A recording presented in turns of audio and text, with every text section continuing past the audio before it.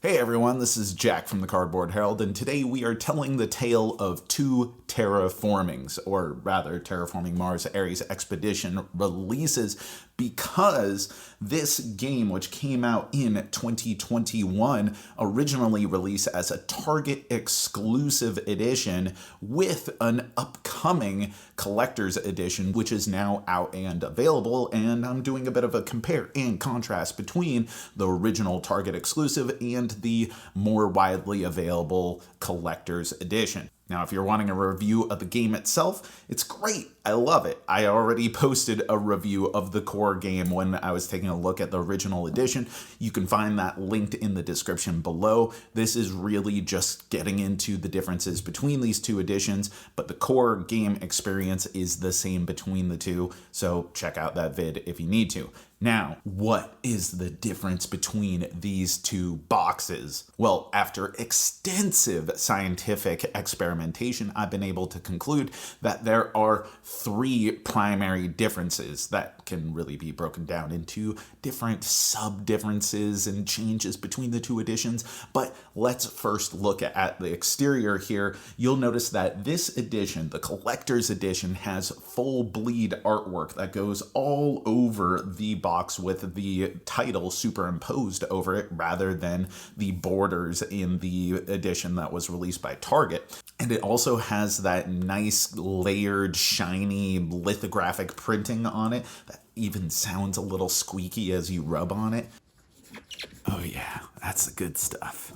The back of the boxes are also slightly different, with the Target edition having the black background and then the new edition having the orange background and acknowledging collector's edition, so that way you can pop your collar and feel better than everyone else. So exterior is one of the primary differences, but the biggest differences that are going to actually mean something to you are on the insides of the box. So the guts of this thing are almost identical except for two remaining differences. The new collector's edition has layered player boards that are slotted with oscillating ridges to prevent any sort of slidage, as opposed to the Target edition that had the flat player boards where if anyone bumped the table, it would be bedlam and chaos.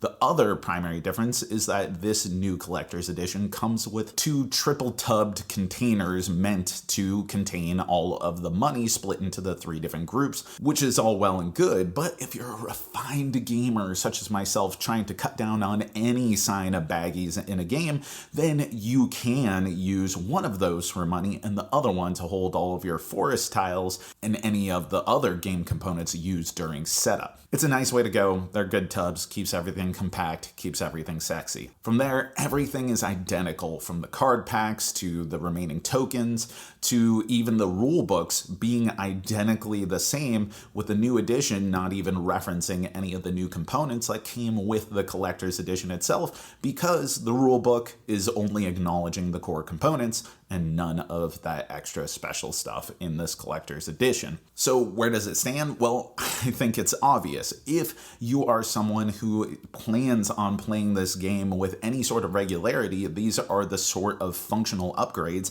that make real meaningful differences in the quality of life as you play this game. It's great to have things more secure. It gives it a better feel. It makes things feel more organized. It makes things feel more cohesive. And the tubs cut down on some of the setup and takedown time, which is always a nice thing. The full bleed artwork on the front is also really aesthetically pleasing. I don't think that that's going to be like a make it or break it deal for anything, but yeah, if I could pick either of these two boxes, I'm going with the full bleed version. I think it just looks nicer and acknowledges one of the best cover arts that Stronghold has had in a long time. So if you are willing to shell out an extra $10 in the difference between the MSRP of the original Target edition and this new collector's edition, which is very widely available and often can be found at a cheaper price on online retailers, then there's no reason why I would recommend the Target edition over the collector's edition. Now, money's different for everyone, so I'm not saying there isn't a place for this one, and undoubtedly Target is going to have plenty of sales in which you're going to be able to find this one at a steal. But I can tell you that this is a very good game that I have played time and time and time again with the original Target edition that I received as a review copy, and I plan on playing it a lot more. And so the meaningful upgrades of functionality and convenience and more aesthetically pleasing components go a long way for me. So definitely, if you are going to choose between the two, the Cardboard Herald recommends the Collector's Edition, which is now out and widely available. And that's it. That's our review, our tale of 2 Terraforming Mars Ares expeditions. And let me know in the comments below, what do you think of the difference between these two, the release of these two as parallel editions of the game? Which would you go for? Is the cost worth it? And are there any other games that you would like to see just a $10 extra version that provides you either functional or cosmetic upgrades? What is that game that you're burning for a better version of?